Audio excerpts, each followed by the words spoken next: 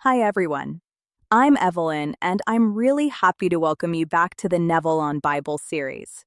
In the first video of this series, we explored Exodus 3 verse 14, I am that I am, and how Neville Goddard understood those words as one of the most important truths a human being can discover, the truth of who we really are.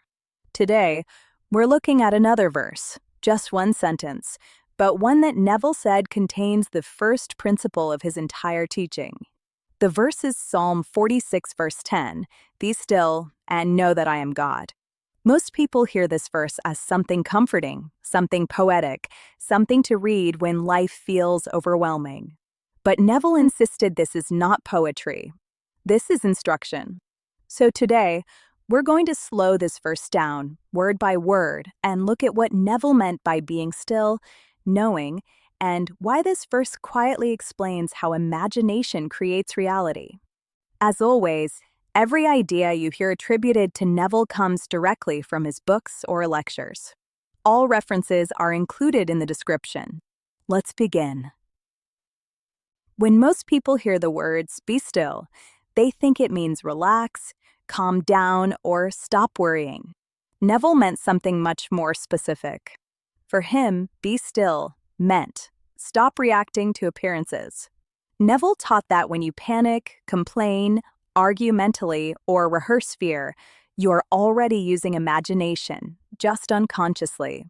In his lecture, The First Principle, he said that whenever you feel confused or uncertain, you must return to this instruction: be still and know that I am God.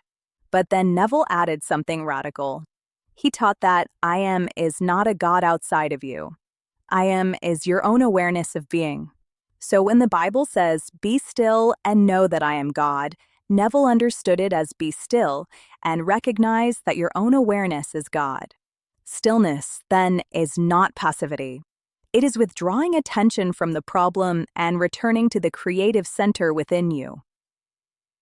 Why does Neville place so much importance on stillness? Because imagination cannot work properly when the mind is agitated. When you are emotionally stirred, your imagination moves automatically, often in directions you don't want. Neville warned again and again, do not bow before the dictates of facts. To Neville, facts were not causes. They were effects, the result of previous states of consciousness. So being still means refusing to give creative authority to what you see right now. It means saying inwardly, this is not final. I return to I am. Only from that inner quiet can you assume a new state. This is why Neville never taught emotional struggle.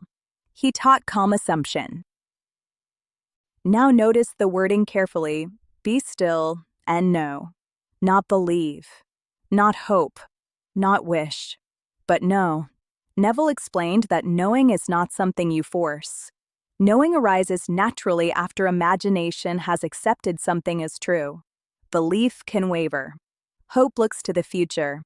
Knowing feels settled. In his book, Feeling is the Secret, Neville wrote, assume the feeling of the wish fulfilled and continue feeling it until that which you feel objectifies itself. Stillness allows that feeling to settle. You don't fight doubts. You simply stop feeding them. And as the feeling stabilizes, belief matures into knowing. Neville's own life gives us one of the clearest demonstrations of this verse. In 1933, during the Great Depression, Neville wanted to travel from New York to Barbados to visit his family.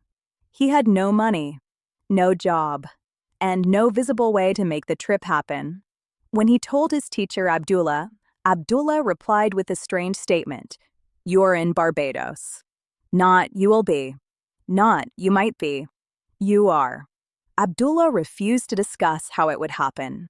He insisted that Neville live in the end. Neville followed this instruction. Every night, he fell asleep imagining himself already in Barbados, feeling the environment, sensing the reality of being there. When doubt crept in, Abdullah shut it down completely. He would not even entertain Neville's anxiety. That forced Neville to do something essential: stop worrying and be still. Just days before the last ship sailed, Neville received a letter from his brother enclosing money for the ticket. The means appeared naturally, without struggle, without manipulation.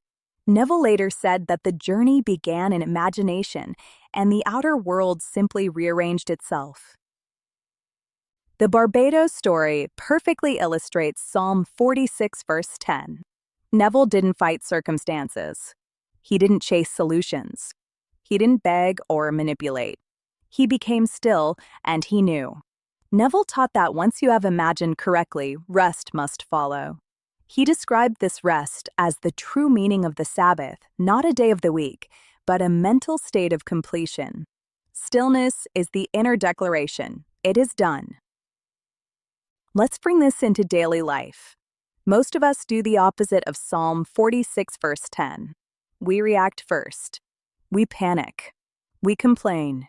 We replay worst-case scenarios. Neville would say this gently, but clearly, that is imagination being used in the wrong direction. The next time something unsettles you, a message, a delay, a problem, try this instead. Pause. Take a breath. Withdraw attention from the situation, and inwardly return to this truth. Be still. I know that I am as God.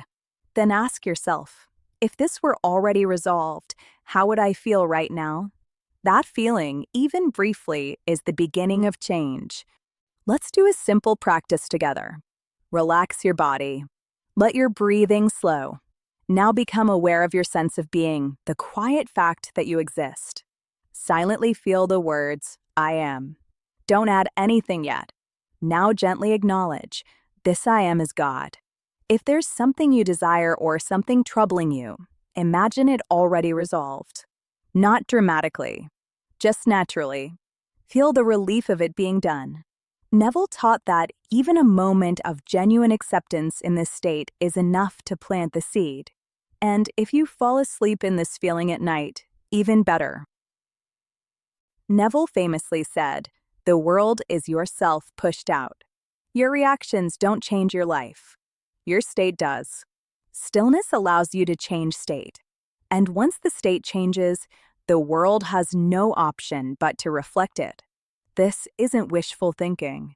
Neville insisted this is law and must be tested personally. Psalm 46 verse 10 is not about giving up power. It is about remembering where power actually is. To be still is to stop giving authority to appearances. To know is to recognize your own awareness as creative. Neville's message at its heart is very simple. When you know who you are, fear begins to dissolve. When you are still, imagination begins to work.